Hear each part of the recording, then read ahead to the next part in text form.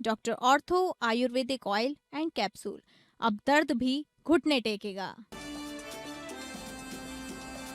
बिलासपुर में कन्नौजिया रजक समाज के सम्मेलन और संत गाडगे बाबा की 150वीं जयंती कार्यक्रम में शामिल हुए सीएम विष्णुदेव साय।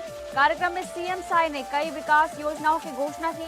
42 करोड़ रुपए की सड़क परियोजनाओं का लोकार्पण शिलान्यास किया। झारखंड दौरे पर केंद्रीय गृह राज्य मंत्री नित्यानंद राय रांची पहुंचकर कई कार्यक्रमों में लिया हिस्सा। पीएम मोदी के 12 साल पर किया पैदल मार्च। केंद्र सरकार की उपलब्धियां गिनवाई। ग्रामीण इलाकों में जाकर जनसमूहों को किया संबोधित।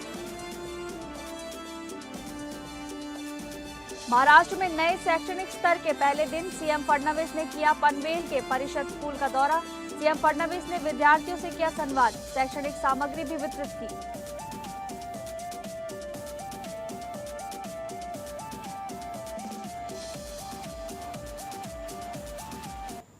नमस्कार, आप सभी का बहुत बहुत स्वागत है स्टेट लाइव में। मैं हूं आपके साथ शालिनी राणा। शुरुआत करेंगे स्टेट लाइव की छत्तीसगढ़ की खबरों से। छत्तीसगढ़ के बिलासपुर में छत्तीसगढ़ के मुख्यमंत्री विष्णुदेव साय प्रवास के दौरान पहुंचे। जिले के बदबोदरी नगरपालिका में आयोजित कन्नौजिया रजक समाज के सम्मेलन एवं शपथ ग्रहण समारोह में वो शामिल हुए। इस दौरान मंच पर केंद्रीय राज्य मंत्री तोखन साहू, छत्तीसगढ़ कैबिनेट मंत्री श्याम बिहारी जायसवाल, बिल्हा विधायक धर्मलाल कौशिक, बिलासपुर विधायक अमर अग्रवाल, बेलतरा विधायक सुशांत शुक्ला, मेयर पूजा विधानी समेत अन्य जनप्रतिनिधि मौजूद रहे।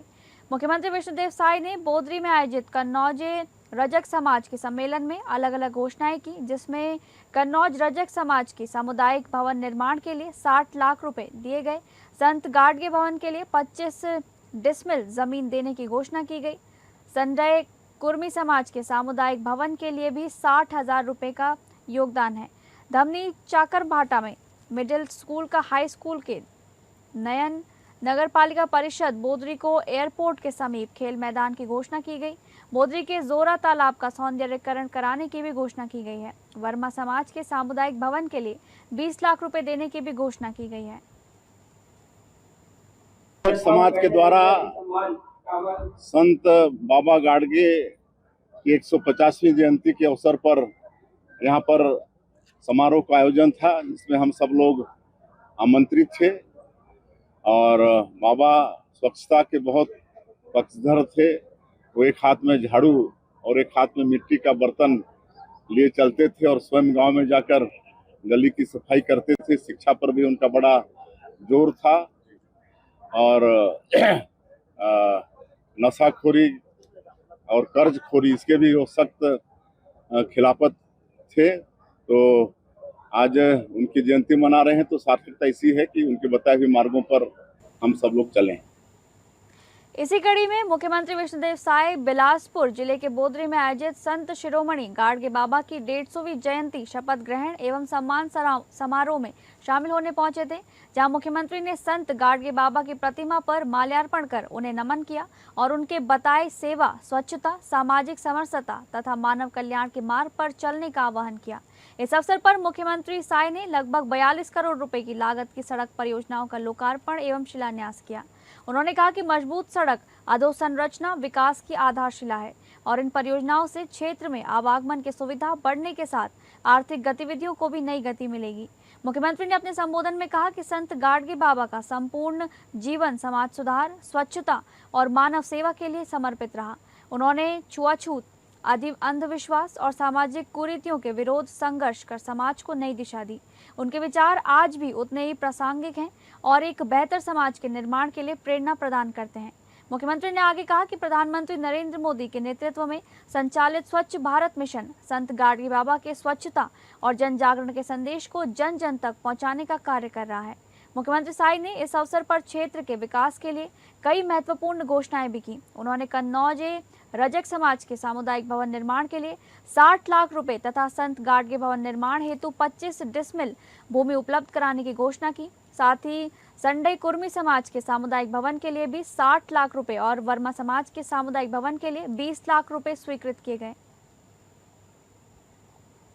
करीब 5 जिले बस्तर के, लेकिन वो बहुत बड़ा क्षेत्र एरिया वाइज देखें तो केरल स्टेट से बड़ा क्षेत्र वो नक्सलवाद से ग्रसित था और वहाँ के भोले भाले जनजातीय समाज के लोग 40 साल 50 साल से नक्सलवाद के कारण विकास से अछूते थे।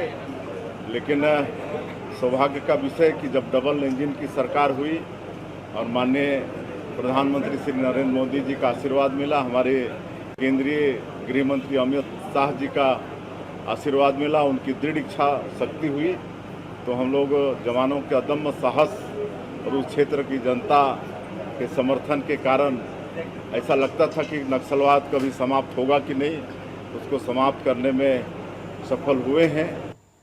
अगली खबर का रुख करेंगे, जहां राहुल गांधी की तुलना महात्मा गांधी से किए जाने पर सियासत गर्मा गई है। कांग्रेस के वरिष्ठ नेता अमरजीत भगत के बयान पर अब प्रदेश के उप मुख्यमंत्री अरुण साव ने तीखा पलटवार किया है। अरुण साव ने साफ कहा कि राहुल गांधी की तुलना किसी से भी की जा सकती है, लेकिन राष्ट्रपिता महात्मा गांधी से उनकी तुलना करना न सिर्फ अनुचित है, बल्कि देश के स्वतंत्रता संग्राम और गांधी के योगदान का अपमान भी है। साव ने कांग्रेस से इस बयान पर देश से माफी मांगने की मांग की है। उप मुख्यमंत्री अरुण साव ने कांग्रेस नेता अमरजीत भगत के बयान पर प्रतिक्रिया देते हुए कहा कि महात्मा गांधी का देश के लिए योगदान अतुलनीय और ऐतिहासिक है, जिसकी तुलना किसी भी वर्तमान राजनीतिक नेता से नहीं की जा सकती।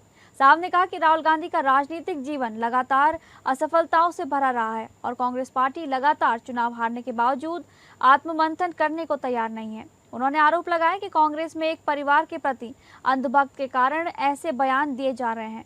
अरुण साव ने आगे कहा कि यदि कांग्रेस नेता राहुल गांधी की तुलना महात्मा गांधी से करते हैं तो ये बेहद शर्मनाक है और इसके लिए कांग्रेस को पूरे देश से माफी मांगनी चाहिए। अब इस बयान को लेकर प्रदेश की राजनीति में आरोप प्रत्यारोप का दौर तेज हो गया है। राहुल गांधी राजनीति में पूरी तरह से असफल है। लगातार 99 चुनाव हारने का रिकॉर्ड जो बना चुके हैं, जिनके हर अभियान के बाद कांग्रेस पार्टी को नुकसान ही होता है, और उसकी तुलना महात्मा गांधी से करना ये बहुत दुर्भाग्यजनक है। जो महात्मा गांधी जी का जो योगदान है इस देश के लिए, और आज राहुल गांधी का क्या योगदान है इस देश के लिए, एक भी कोई योगदान इस देश के लिए राहुल गांधी का नहीं है। अगली खबर, उप मुख्यमंत्री तथा खेल एवं युवा कल्याण मंत्री अरुण साव नया रायपुर के सेंध जलाशय में आयोजित 36वें नेशनल कैनो स्प्रिंट चैंपियनशिप के समापन समारोह में मुख्य अतिथि के रूप में शामिल हुए। उन्होंने विजेता खिलाड़ियों और टीमों को पुरस्कार प्रदान किए। विगत 12 जून से प्रारंभ इस चैंपियनशिप में देश के 24 राज्यों के 810 खिलाड़ियों तथा करीब 400 अधिकारियों, खेल संघों के पदाधिकारियों और स्पोर्टिंग स्टाफ ने भागीदारी की। चैंपियनशिप में मध्य प्रदेश ओवरऑल चैंपियन बना। केरलम और ओडिशा क्रमशः दूसरे और तीसरे स्थान पर रहे। तकनीकी शिक्षा, कौशल विकास और रोजगार मंत्री गुरु खुशवंत साहिब भी समापन समारोह में शामिल हुए। उप मुख्यमंत्री अरुण साव ने समापन समारोह में खिलाड़ियों और विभिन्न राज्यों से आए कयाकिंग कैनोइंग संघों के पदाधिकारियों को संबोधित करते हुए कहा कि छत्तीसगढ़ के खिलाड़ी इस खेल में अच्छा प्रदर्शन कर रहे हैं। देश भर में आयोजित विभिन्न प्रतियोगिताओं में राज्य के लिए पदक जीत कर ला रहे हैं। राज्य में कयाकिंग कैनोइंग को और आगे बढ़ाने पर सरकार हर संभव सहयोग देगी। उन्होंने कहा कि प्रधानमंत्री नरेंद्र मोदी के नेतृत्व में देश में खेल और खिलाड़ियों की तरक्की एवं बेहतरी के लिए लगातार काम हो रहे हैं। भारत सरकार 2047 तक विकसित भारत के साथ ही देश को दुनिया की 5 बड़ी खेल शक्तियों में शामिल करने रोड मैप बनाकर काम कर रही है। ओलंपिक और कॉमनवेल्थ गेम्स में भारत के खिलाड़ी ज्यादा से ज्यादा पदक जीते, इसके लिए योजना बनाकर काम कर रही है। उप मुख्यमंत्री साहब ने यह भी कहा कि आज खेलों का महत्व केवल खेल तक ही सीमित नहीं है, ये नौजवानों के विकास और उनमें आत्मविश्वास बढ़ाने का बड़ा माध्यम है। खेल 2026 के सीजन बहुत ही सफल, बहुत यादगार रहा है। आज फाइनल मैच में जिस प्रकार से दर्शकों की भीड़ लगी थी, पूरा स्टेडियम कचाकच भरा था, और ऐसे दर्शकों के बीच बिलासपुर बुल्स की टीम ने बहुत जोरदार ढंग से CCPL 2026 जीता है। मैं बिलासपुर की टीम को बहुत बधाई और शुभकामनाएं देता हूं। रायगढ़ की टीम ने भी अच्छी फाइट दी, पर अल्टीमेटली जीतेगा ये। बिलासपुर की टीम विनर रही। और मजेदार बात ये कि लगातार CCPL का आयोजन भव्य और शानदार होता जा रहा है। अगली खबर, विश्व बाल श्रम निषेध दिवस के अवसर पर छत्तीसगढ़ राज्य बाल अधिकार संरक्षण आयोग के नेतृत्व में बच्चों के संरक्षण हेतु प्रदेश भर में विशेष कार्रवाई की गई। इस दौरान रायपुर के उरला औद्योगिक क्षेत्र से 9 नाबालिग बच्चों, बिलासपुर में आरपीएफ के माध्यम से 7 बच्चों तथा रायपुर जीआरपी के माध्यम से 4 बच्चों का रेस्क्यू कर कुल 20 बच्चों को संरक्षण में लिया गया। इसी क्रम में आयोग की अध्यक्ष डॉक्टर वर्णिका शर्मा के नेतृत्व में राजधानी रायपुर के उरला स्थित मारुति नंदन स्ट्रक्चर इंडस्ट्रीज में विशेष औचक छापामार कार्रवाई की गई। निरीक्षण के दौरान ये पाया गया कि लोहे की फैक्ट्री में नाबालिग बच्चों से गंभीर एवं जोखिमपूर्ण प्रकृति का कार्य कराया जा रहा था। मौके से 9 बच्चों को तत्काल संरक्षण में लेकर नियमानुसार प्रकरण दर्ज किया गया तथा उन्हें बाल कल्याण समिति यानी कि CWC के समक्ष प्रस्तुत किया गया। प्रारंभिक पूछताछ में पता चला कि रेस्क्यू किए गए बच्चे ओडिशा, उत्तर प्रदेश के बरेली तथा पश्चिम बंगाल के आसनसोल के निवासी हैं। बच्चों ने बताया कि उन्हें एक ठेकेदार के माध्यम से रायपुर लाया गया था, जो बिहार का रहने वाला है। मामले में संबंधित ठेकेदार बच्चों को यहां लाने वाले अन्य व्यक्तियों तथा संभावित बाल तस्करी के पहलुओं की गंभीरता से जांच की जा रही है। बच्चों के परिजनों से संपर्क स्थापित करने की प्रक्रिया भी प्रारंभ कर दी गई है। खबरों के सिलसिले में आगे बढ़ेंगे। अब बात करेंगे झारखंड से जुड़ी खबरों की, जहां केंद्रीय गृह राज्य मंत्री नित्यानंद राय 1 दिवसीय झारखंड पर रांची पहुंचे। अपने इस दौरे के क्रम में उन्होंने कई कार्यक्रमों में शिरकत कर प्रधानमंत्री नरेंद्र मोदी के 12 साल के कार्यकाल पर जनसमूह को संबोधित किया। इस दौरान भाजपा के शीर्ष नेतागण भी उनके साथ कार्यक्रमों में शामिल हुए। वहीं केंद्रीय मंत्री ने रांची में पैदल मार्च कर मोदी सरकार की उपलब्धियां का गुणगान किया।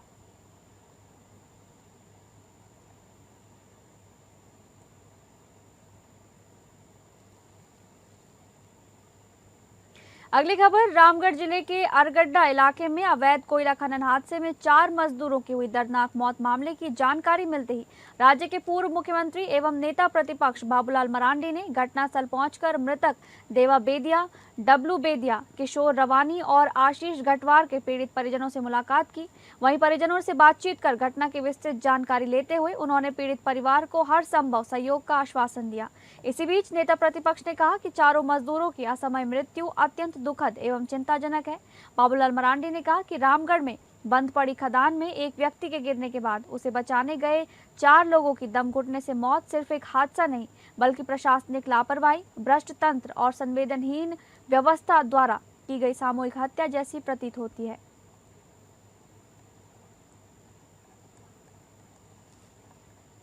अगली खबर का रुख करेंगे, जहां धनबाद के भूली ओपी क्षेत्र से पति पत्नी के विवाद का एक सनसनीखेज मामला सामने आया है। पांडरपल्ला न्यू इस्लामपुर स्थित अलब बीबी मैरिज हॉल में काम करने के दौरान एक महिला पर उसके ही पति ने धारदार हथियार से हमला कर दिया। हमले में महिला गंभीर रूप से घायल हो गई, जिसे इलाज के लिए धनबाद के हॉस्पिटल में भर्ती कराया गया है, जहां उसकी हालत फिलहाल स्थिर बताई जा रही है। बताया जा रहा है कि झरिया चौथाई कुल्ही निवासी मेहंदी खातून अपने पति शहजाद उर्फ खैरू के साथ मैरिज हॉल में खाना बनाने का काम करती थी। परिजनों और स्थानीय लोगों के अनुसार पति पत्नी के बीच लंबे समय से विवाद चल रहा था और आरोपी पति अक्सर महिला के साथ मारपीट करता था। बीती रात भी दोनों के बीच झगड़ा हुआ था। रविवार सुबह जब महिला मैरिज हॉल की ऊपरी मंजिल पर अकेले काम कर रही थी, तभी उसका पति वहां पहुंचा और अचानक उसके गले पर धारदार ब्लेड से वार कर दिया। घटना को अंजाम देने के बाद आरोपी मौके से फरार हो गया। घायल महिला को वहां मौजूद कर्मचारियों और स्थानीय लोगों की मदद से तत्काल अस्पताल पहुंचाया गया।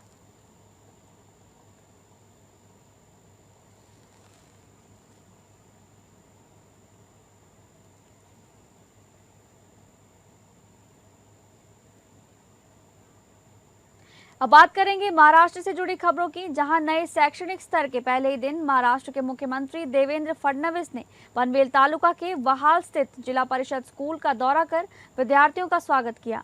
मुख्यमंत्री की मौजूदगी से विद्यार्थियों का उत्साह दोगुना हो गया। मुख्यमंत्री फडणवीस ने विद्यार्थियों को शैक्षणिक सामग्री वितरित की और उनका पुष्पगुच्छ देकर स्वागत किया।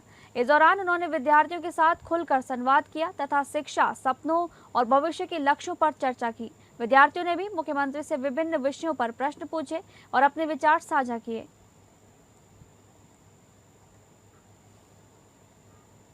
अब बात करेंगे मध्य प्रदेश से जुड़ी खबर की, जहां केंद्रीय कृषि एवं किसान कल्याण मंत्री और विदिशा सांसद शिवराज सिंह चौहान के गृह जिले विदिशा को कृषि क्षेत्र में एक बड़ी सौगात मिली है।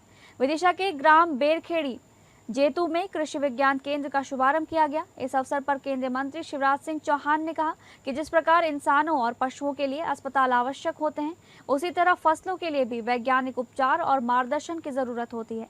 उन्होंने आगे कहा कि कृषि विज्ञान केंद्र किसानों के लिए फसलों का अस्पताल साबित होगा, जहां वैज्ञानिक सलाह, अनुसंधान और प्रशिक्षण की सुविधाएं उपलब्ध रहेंगी।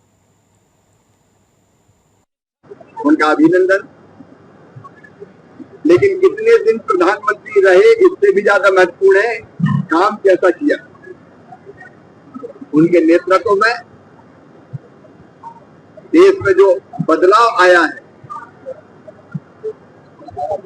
वो सचमुच में अकल्पनीय है। चारों तरफ चाहे इंफ्रास्ट्रक्चर का विकास हो, देश की सुरक्षा सीमाओं की हो,